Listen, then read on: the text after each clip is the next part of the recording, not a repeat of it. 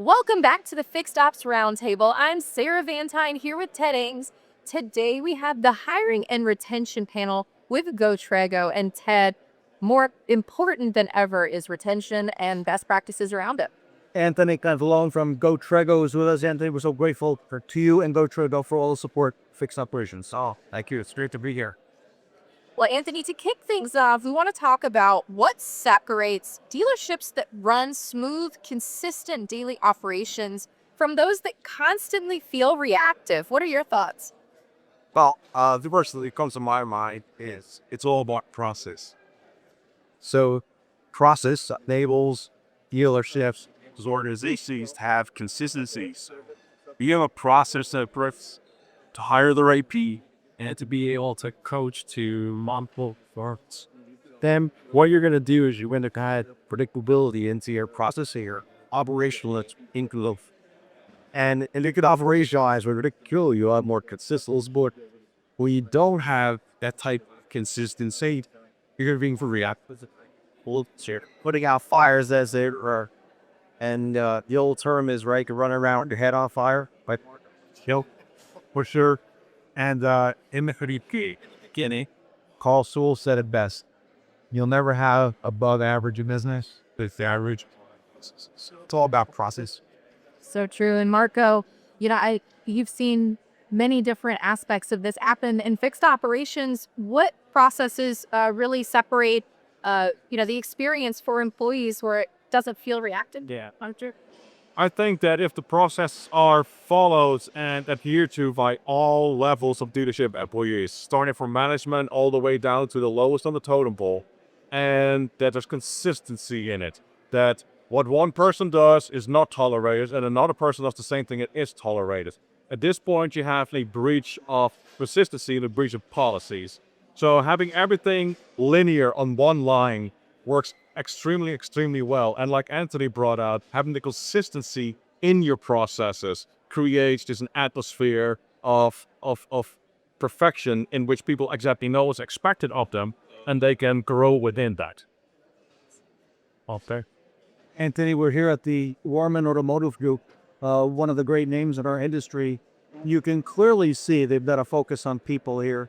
I understand they have 1,300 team members throughout 2 states. Question for you. Once a dealership hires strong talent, what are the biggest factors they actually keep them engaged and committed? Well, Ted, the one thing that comes to my mind, and that's the optimal lever, in my opinion, is leadership. And the important thing to note here is leadership isn't just about declaring that I'm a leader. Now, commitment and engagement is follow. It's really about how the leaders show up every day. It has to be built and maintained through how leaders show up every day. And when leaders connect and encourage people, commitment equal keep follows. When they don't, then that is the What's something you've taught us that had the leaders have them engage with the people, even some of the recollections I have of you telling us about the technician not meeting the general manager, never having that person make any contact with them versus one who is engaged. So exactly. It is a people business, Ted. It is absolutely a people business. Without our people, I don't care what you throw at a shop, what you throw at a dealership. It is so important for all ranks of management to know and engage with all their personnel. Doesn't matter if it's a porter, a technician, the salesperson. It is so important to stay personable. It is a people business, and we cannot forget this. I remember one of the best practices in shirt about the cupcakes. And I actually see other people now posting that. So, how does it feel when other people start using your stuff? You know what? I think I deserve a cupcake for that one, but I think it's so good to see that people are actually engaging on that level. They took something so simple and it has such a great impact. It's the small thing. So guys, have a cupcake. Well, Anthony, we want to also touch on the onboarding process because this is a critical time when employees' perceptions form about the effectiveness of the organization that they're joining. So what does a strong onboarding process look like, and how much does the first 30 days determine on-truck success? Well, in my opinion, it really dictates your performance trajectory. than the days. And the takeaway here is behavioral information. You look at a lot of onboarding processes, they're for blooded and informational. Let fuck off.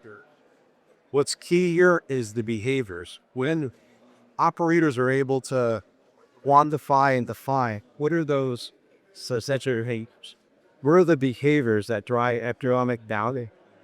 When they understand those, they can coach to those in a teachable way. That creates economic value for the organization. So the focus here is understanding behaviors. Coach early, coach often.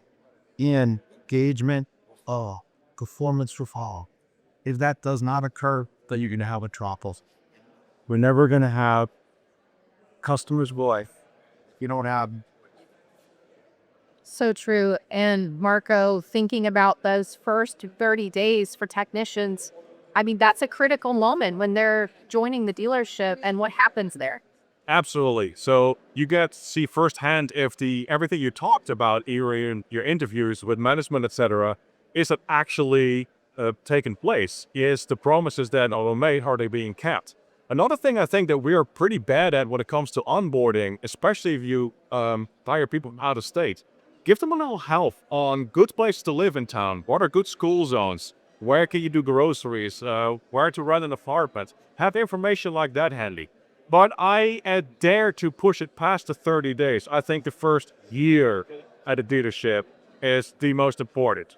This way, the technician gets to see all 4 seasons, including slow time.